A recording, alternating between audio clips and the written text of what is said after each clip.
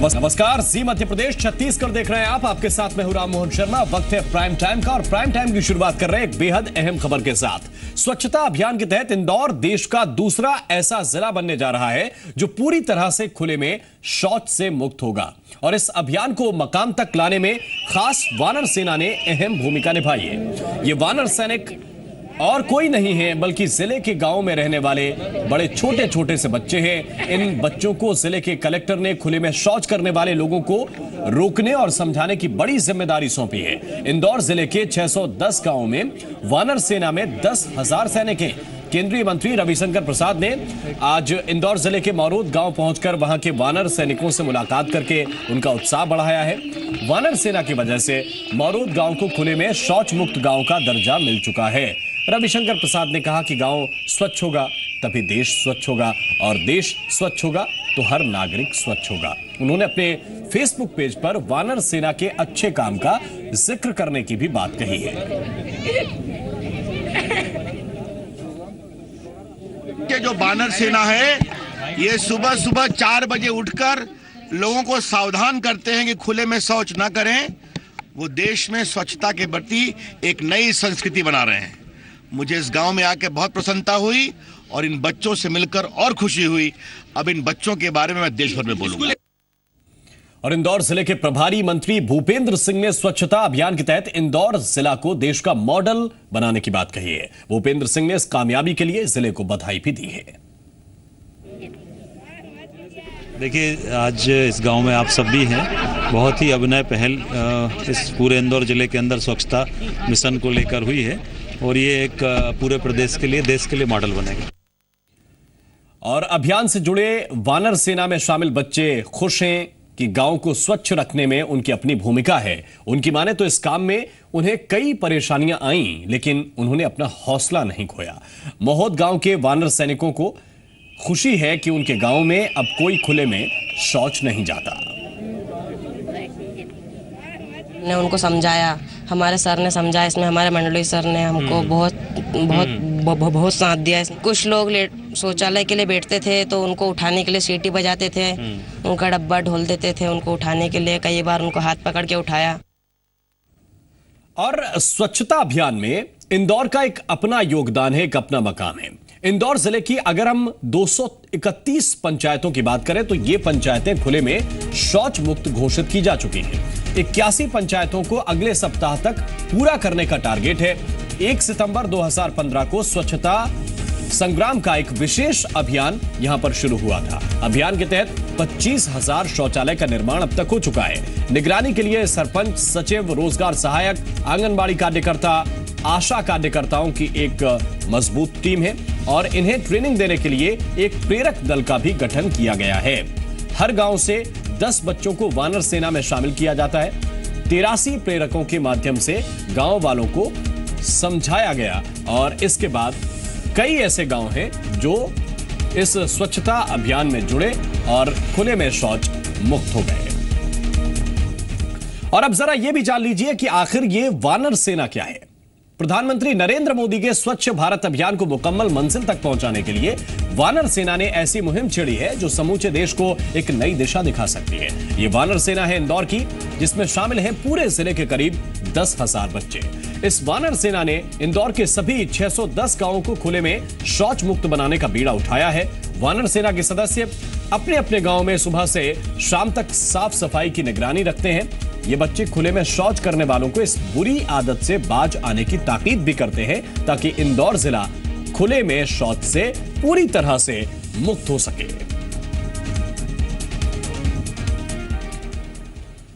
और केंद्रीय दूरसंचार मंत्री रविशंकर प्रसाद ने आज इंदौर के BSNL कार्यालय का भी दौरा किया। रविशंकर प्रसाद ने BSNL अधिकारियों और कर्मचारियों से बातचीत करके उनके कामकाज के तरीके को जाना और इस दौरान जिले के प्रभारी मंत्री भूपेंद्र सिंह भी वहां मौजूद थे।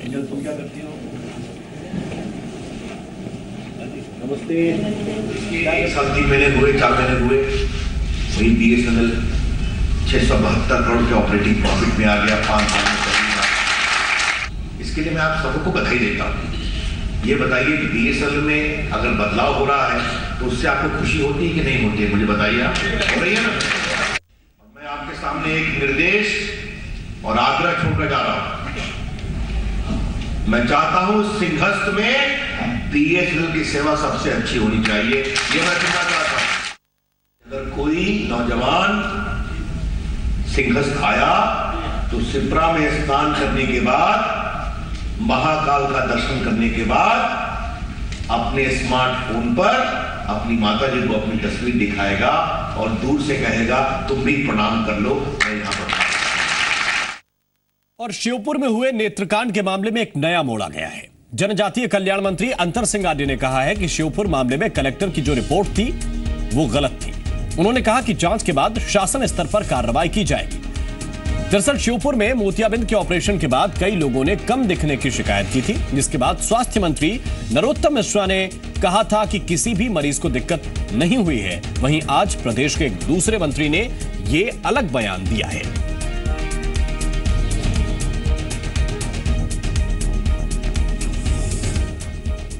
नहीं, बाकी तो देखो विभागीय जांच वगैरह है वो चलती रहेगी।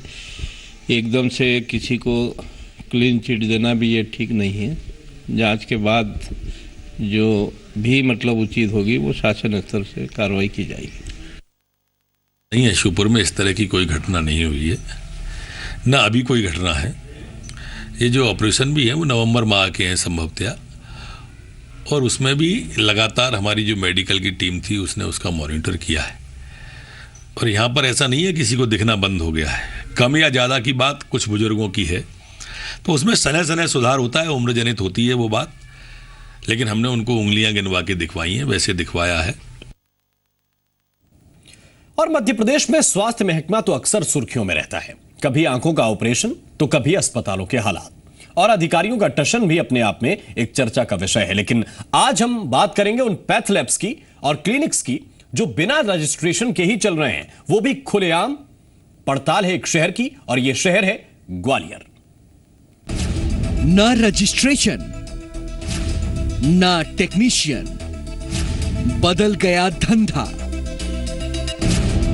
मेडिकल का धंधा।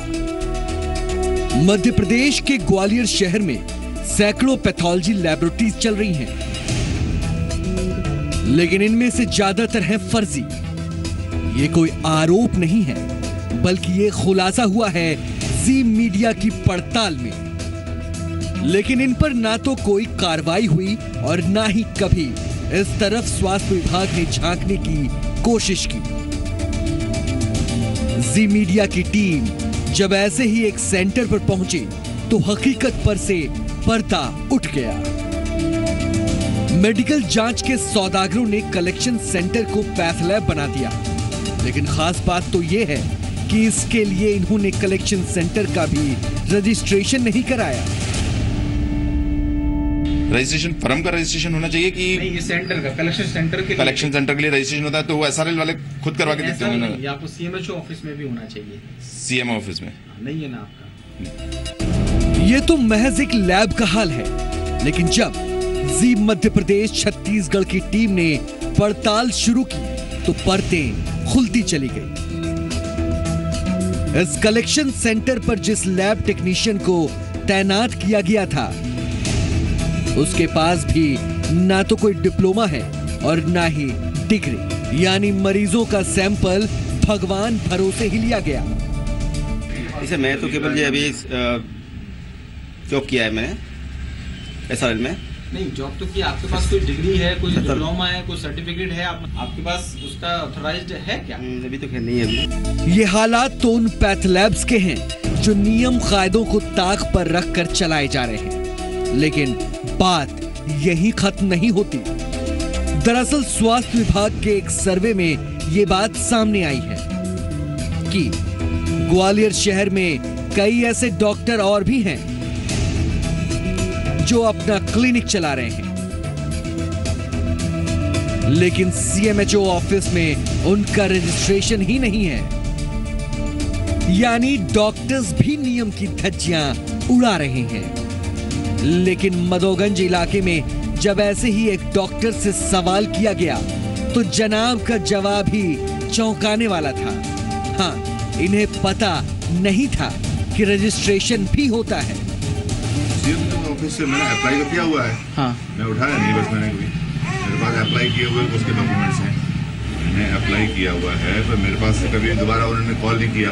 और को कॉल किया कि आपका बन गया है, ले जाएं, मेरे पास कभी कॉल नहीं आया। इधर स्वास्थ्य विभाग की तरफ से कार्रवाई की गई, लेकिन खुलासे और भी थे। एक तो बेकायदा क्लिनिक्स और कुछ तो इंजेक्शन सिरिंज को भी बॉयल करके दोबारा इस्तेमाल कर रहे हैं। गाइडलाइंस मानो इनके लिए सिर्फ अब खेल है। इस विषय पर सतत कार्रवाई चलती रहेगी, लगातार जानकारी लेती जाएगी। जितने भी डॉक्टर आरएमपी प्रैक्टिस कर रहे हैं, कोई भी उनकी जरूरी है। सीएमओ साहब ने बिल्कुल स्पष्ट निर्देश दे रखे हैं सभी लोगों को, जो भी हम लोग लोकल के हैं, स्टाफ के, सबका ये कहना है कि बिल्कुल जो पैथी है, दो ही डॉक्यूमेंट चेक करें, सीएमओ से पंजीयन और दूसरा आपका किस पद्धति में आपको डिग्री मिली हुई है, उसी पद्धति से आपको इलाज करना है। लेकिन अब सवाल सिर उठाए खड़े हैं। अव्वल तो ये कि जब विभाग को इस गोरख धंधे की खबर है, सिर्फ कार्रवाई की खानापूर्ति क्यों हो रही है? इसे अपराध की श्रेणी में क्यों नहीं रखा जाता? इंसान की जान से खिलवाड़ करने वालों से हमदर्दी क्यों बंद नहीं कर दिए जाते इस तरह के पैथ लैब और क्लिनिक जो गाइडलाइंस को नहीं मानते? शरद श्रीवास्तव, जी मीडिया, ग्वालियर। तो देखा आपने, कुछ ऐसे हैं ग्वालियर में पैथ लैब्स और क्लिनिक के हालात। लेकिन ऐसे हालात बने कैसे, इसकी पड़ताल भी जी मध्य प्रदेश छत्तीसगढ़ की टीम ने की है। यह रिपोर्ट भी आप देखिए। ग्वालियर शहर में पैथ लैब्स कोई बड़े हादसे को न्योता देने जा रहे हैं। शायद वो हादसा जब होगा तब प्रशासनिक तंत्र कुछ दिनों के लिए हरकत में आएगा, लेकिन बाद में सब पहले जैसा सामान्य हो जाएगा। लेकिन पैथ लैब सेंटर आखिर धंधे का जरिया कैसे बन गए, इसके पीछे वजह क्या है? जब इस बारे में हमने जानने की कोशिश की तो खुलासा प्रशासनिक व्यवस्था के ढीलेपन का ही नतीजा दिखा। यह है ग्वालियर चंबल संभाग का सबसे बड़ा जया रोग्य अस्पताल। यहाँ पैथ लैब है, लेकिन मरीजों को इसमें सैंपल देने या चेकअप कराने के लिए ही घंटों लाइन में खड़ा रहना पड़ता है। बावजूद इसके कई बार मरीजों के सैंपल्स ही नहीं लिए जाते, और जिनके सैंपल्स ले लिए जाते हैं उन्हें रिपोर्ट के लिए बार बार चक्कर काटने पड़ते हैं। मैं खून टेस्ट कराने आया था, और 2 घंटे से खड़ा हूँ यहाँ पे, कोई सुनवाई नहीं। क्या पता चला आपको? कुछ नहीं, वो तो बोल देते हैं दे रहे हैं बस। रिपोर्ट के लिए आए थे देने के लिए सैंपल, 10 मिनट से खड़े हुए हैं, कोई है नहीं अंदर। क्या बोल रहे हैं? कोई है नहीं, बात किससे कराएं? लेकिन बात यहीं खत्म नहीं होती। जी मध्य प्रदेश छत्तीसगढ़ की तफ्तीश बताती है कि जया रोग्य अस्पताल में इस वक्त किट खत्म हो चुकी है, इसलिए थायराइड का टेस्ट नहीं हो रहा। अब मरीज बाहर टेस्ट कराने को मजबूर है। पहले तो उसे 400 से 600 रुपए खर्च करने होंगे, और फिर हो सकता है मरीज किसी ऐसे पैथ लैब में पहुंचे जिसका रजिस्ट्रेशन ही ना हो, या फिर वहां टेक्नीशियन ही ना हो। अगर बात ग्वालियर के सबसे बड़े जयरोग्य अस्पताल की पैथोलॉजी लैब की करें तो यहाँ भी कई ज़रूरी जो टेस्ट हैं मरीजों के वो नहीं किए जा रहे हैं। मजबूरन जो मरीज हैं उनको बाहर जाना पड़ता है और वहाँ से जो टेस्ट हैं वो कराने पड़ते हैं, और इसी वजह से जो पैथ लैब संचालक हैं उनकी इस मजबूरी का फ़ायदा उठाते हैं। सरकारी अस्पतालों की इन खामियों का ही नतीजा है कि प्राइवेट लैब चलाने वालों को अपनी मर्जी करने का मौका मिल जाता है। शहर में अलग अलग टेस्ट के लिए अलग अलग लैब में रेट लिस्ट में भी जमीन आसमान का अंतर है। हालांकि प्रशासन का दावा है कि रेट लिस्ट कंट्रोल करने के लिए दिशा निर्देश जारी किए गए। माननीय कलेक्टर महोदय द्वारा सीएमएचओ को ये निर्देश जारी किए हैं कि वो उनको लिखित निर्देश जारी करें कि जो भी रेट लिस्ट उनकी है उसको डिस्प्ले करें। लोग जब रेट डिस्प्ले करते हैं तो फिर लोग देख लेते हैं कि कहाँ पर क्या रेट लग रहा है, और यदि लोग कहीं शिकायत करते हैं कि कोई बहुत कम ज़्यादा पैसा ले रहा है तो उस पर प्रशासन हमेशा सख्त कार्रवाई करेगा। हाँ, रेट के लिए निर्देश जारी हैं और लैब के लिए मानक भी तय हैं, लेकिन सवाल ये है कि शहर में कितनी लैब ऐसी हैं जहां दिशा निर्देश के अनुसार काम हो रहा है। शरद श्रीवास्तव, जी मीडिया, ग्वालियर। दिल्ली के छत्रसाल स्टेडियम में आज एक महिला ने सीएम अरविंद केजरीवाल पर स्याही फेंक दी। महिला ने दिल्ली के सीएम पर स्याही फेंकने के बाद मंच पर कागज के टुकड़े भी फेंके। ऑड इवन स्कीम की कामयाबी को लेकर जनता का शुक्रिया अदा करने के लिए सरकार ने एक प्रोग्राम किया था, उसी दौरान यह घटना सामने आई। छत्रसाल स्टेडियम में दिल्ली सरकार ने ऑड इवन फॉर्मूले की कामयाबी पर धन्यवाद कार्यक्रम का आयोजन किया था। इस दौरान भावना नाम की एक लड़की ने केजरीवाल पर स्याही फेंक दी। भावना का आरोप है कि ऑड इवन फॉर्मूले के दौरान बाइक के नंबर पर भी सीएनजी के स्टिकर्स इशू किए गए थे।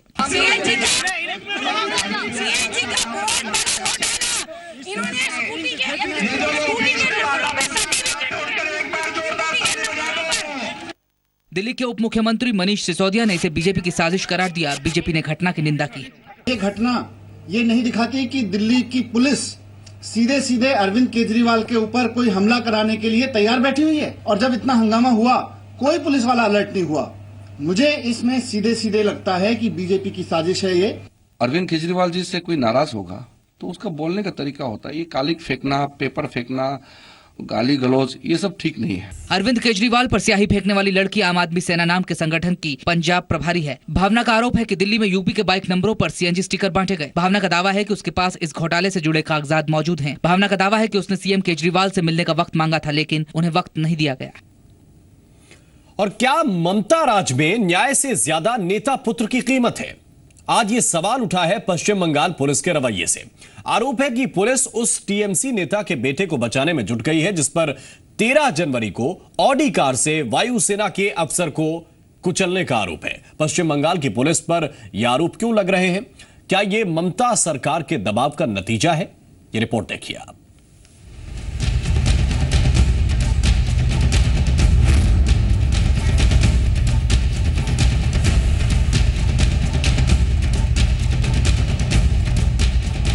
Kolkata hit and run case में 100 घंटे की सुस्ती के बाद आरोपी साबिया की गिरफ्तारी हुई। और सवाल अब यह है, क्या ममता की पुलिस अब अभिमन्यु के मुजरिम को बचाने में जुट गई है?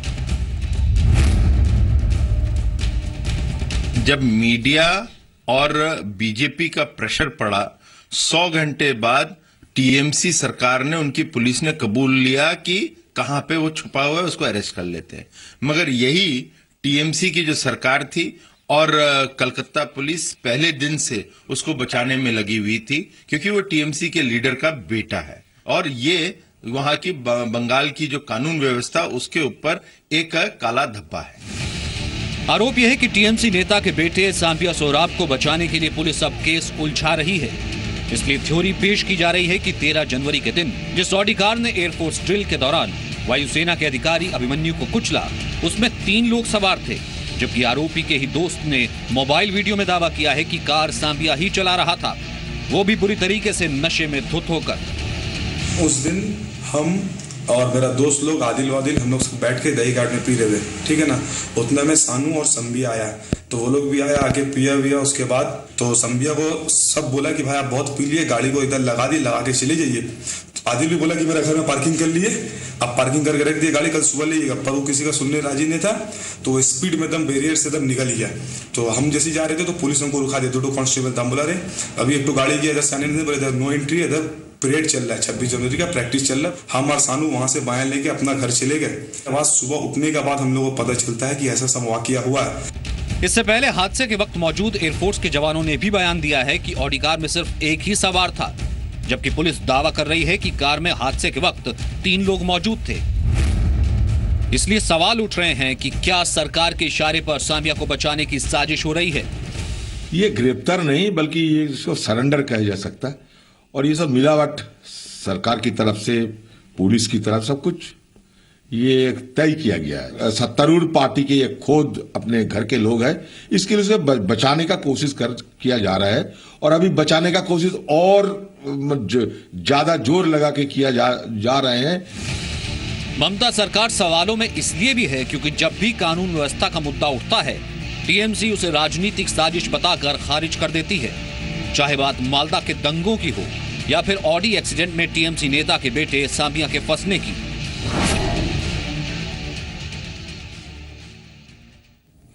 और अब बात पुलिस को मिली बड़ी कामयाबी की। राजनांदगांव में सुरक्षा बलों ने नक्सलियों की बड़ी साजिश को नाकाम कर दिया।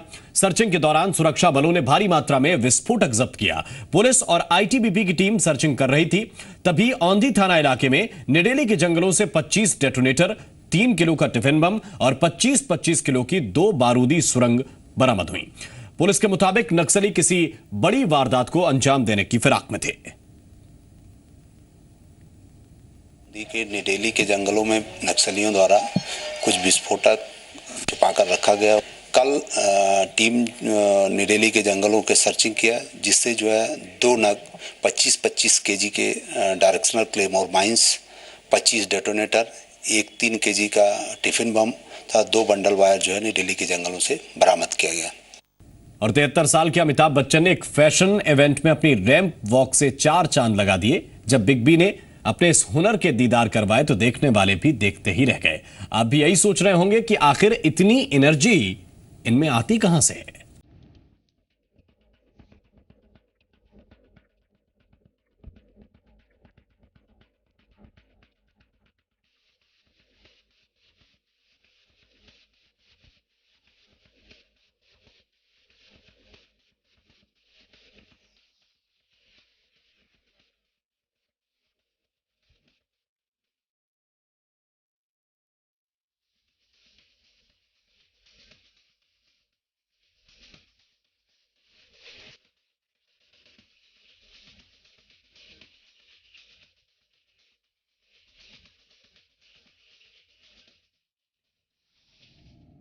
और इसी के साथ प्राइम टाइम में बस इतना ही।